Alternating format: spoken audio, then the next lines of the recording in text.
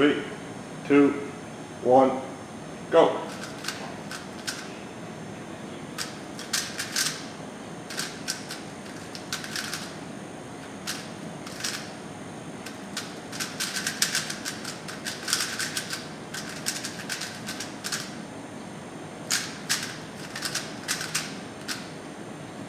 Mary, can you unscramble that and explain how you do it? So there are 6 sides to a cube. The middle piece on each side will never move, so that dictates the colour of that side. So for the white side, which I normally do first, the first step is to solve a cross. So I'll insert all the cross pieces, making sure they match up to each face. So now we have a cross.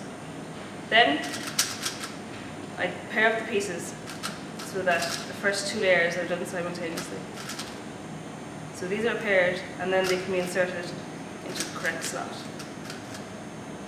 This is done for all 4 corner edges.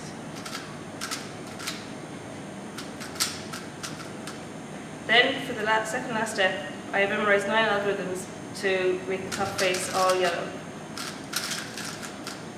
And then for the final step, I have 21 algorithms to solve the cube.